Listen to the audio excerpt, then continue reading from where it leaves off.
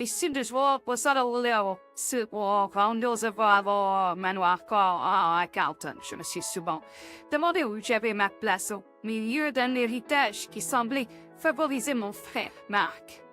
Le voyage que j'ai entrepris est motivé par mon désir d'être plus qu'une simple fille oubliée d'un grand lignage était semé d'embûches, de doutes et de tournants inattendus. Alors que je naviguais dans les eaux tumultueuses de la politique et familiale, des ambitions et des allégeances, j'ai découvert que ma place dans ce vaste tapis n'était pas déterminée par ma lignée, mais par les choix que je faisais. Pendant que le monde a été captivé par l'aura dorée de Marc, j'ai tracé ma propre voie, qui divergeait des sentiers battus de la dynastie Carlton. Cela m'a d'abord conduit à des débuts modestes. Malgré la vaste richesse de la famille, et finalement à la création d'une entreprise qui était uniquement mienne. Mais lorsque les vents du temps ont changé, je me suis retrouvée de nouveau attirée par le cœur de la tempête familiale qui menaçait d'engloutir notre héritage. Dans ce récit, vous trouverez plus qu'une simple montée et une chute des empires commerciaux. C'est un compte rendu profondément personnel de mes luttes et de mes triomphes, de liens testés et rétablis et de la douloureuse réalisation que les chaînes les plus lourdes sont parfois celles qui les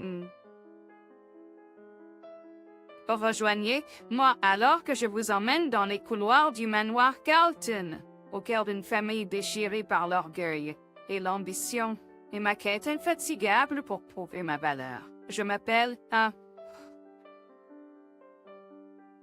Rachel et c'est mon histoire. Les couloirs ornés du manoir Carlton résonnaient des sons creux de mes pas alors que je me dirigeais vers ma chambre. Je connaissais trop bien ces longs couloirs, chaque cadre de photo qui ornait les murs, chaque dessin de tapis et chaque lustre vacillant en connaissait autant sur moi, sinon plus que mes propres parents. Bien que le nom Carlton ait été redouté dans les cercles de la haute société, personne ne me connaissait vraiment. Rachel Carlton, la sœur aînée, la fille oubliée. Et chaque fois que je faisais entrer dans une pièce, c'était comme si une ombre avait traversé, jamais l'héritière de la fortune Carlton. Dès l'âge de 16 ans, je travaillais à temps partiel, malgré un fonds d'investissement assez important pour acheter plusieurs maisons.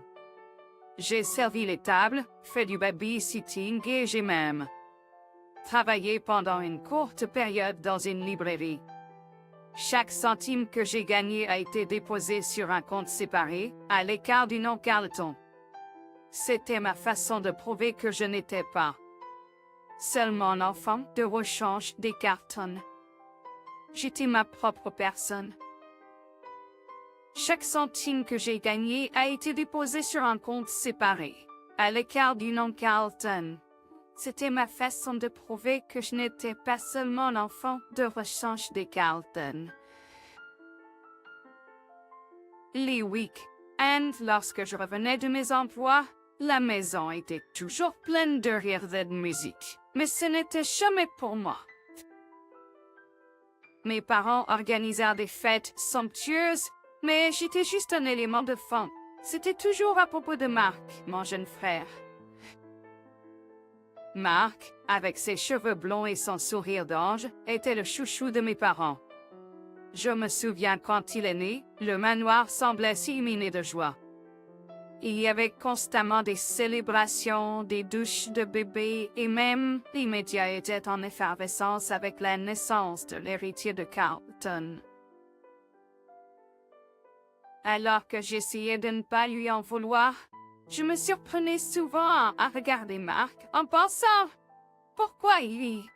Pourquoi pas moi ?» Ce n'était pas de sa faute, bien sûr.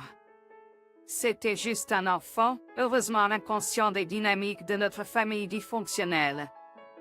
Un soir, alors que le soleil projetait de longues ombres mélancoliques dans ma chambre, j'ai entendu une conversation entre mes parents.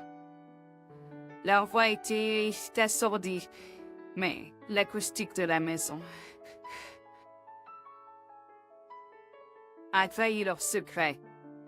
La voix de ma mère était imprégnée de frustration lorsqu'elle dit « Je ne comprends tout simplement pas pourquoi elle insiste pour travailler ces emplois ingrats. » Mon père a répondu calmement « Elle va grandir. » Une phase. Et ce qu'il pensait que c'était juste une phase. Toute ma lutte pour établir mon identité était considérée comme un caprice passager à leurs yeux. J'ai dû leur montrer, ainsi qu'au monde, que je n'étais pas définie par la richesse et le prestige du nom Carleton. J'étais Rachel, et j'avais une voix qui méritait d'être entendue. Déterminée, j'ai décidé de relever un nouveau défi, quelque chose qui me serait hors de ma zone de confort. Un projet qui définirait Rachel Carleton, non par la richesse de sa famille, mais par sa propre détermination et son talent. Et même si je n'avais pas encore décidé de ce que cela serait, j'étais résolue dans ma décision de laisser ma marque. Qui était séparée du Golden Boy de la famille Carleton. Mais quoi? La réponse ne venait pas immédiatement. C'était pendant l'un de mes quarts de travail au magasin de livres que je suis tombée sur un vieux livre poussiéreux sur les services communautaires et l'impact. Les idées et les histoires à l'intérieur ont allumé une étincelle en moi. Juste peut être, je trouvais mon but.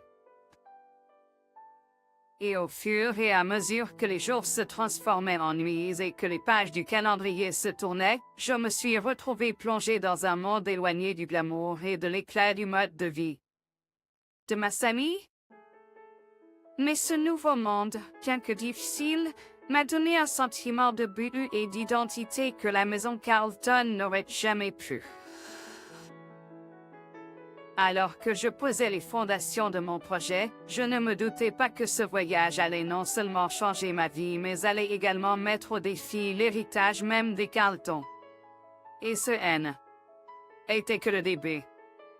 Des années ont glissé rapidement pendant que je m'immergeais dans ma nouvelle découverte. Des années ont glissé rapidement pendant que je m'engageais dans ma nouvelle découverte. Mon projet, qui avait commencé comme un simple programme de sensibilisation communautaire, a rapidement gagné en popularité et s'est transformé en une organisation à part entière. Demain Espoir. Cette organisation se concentre sur l'éducation et le développement des compétences pour les enfants défavorisés, et son succès était un témoignage clair des innombrables heures que j'avais investies. Avec chaque jour qui passait, je ressentais une fierté qui était née d'un travail acharné et d'une dévotion, et non d'un héritage familial. Mon nom a commencé à apparaître dans les journaux, non pas comme Rachel Carleton, la fille Carleton ignorée, mais comme Rachel, la fondatrice de Demain Espoir. C'était une distinction qui signifiait le monde pour moi. Cependant, alors que ma popularité montait en flèche, des nuages sombres planaient sur l'Empire Carleton. C'était une soirée d'automne fraîche quand la nouvelle est sortie. Marc, avec son charme de garçon et son charisme naturel, avait reçu les rênes de l'entreprise familiale. L'annonce n'était pas surprenante. Les colonnes de la société spéculaient à ce sujet depuis des semaines. Pourtant, le déclin rapide qui a suivi n'était rien de moins que choquant. Je me souviens du matin où j'ai ramassé le journal. les gros titres hurlaient sur la faillite imminente de l'Empire Carlton. Et de mauvaises décisions, des investissements incontrôlés et des allégations d'appropriation indue entourèrent le nom de Mark. Le Golden Boy de la famille avait, en l'espace de quelques mois, dilapidé un héritage qui avait pris des générations à se construire. Mes parents étaient effondrés, les médias étaient impitoyables, et leur fils chéri était maintenant le paria du monde des affaires.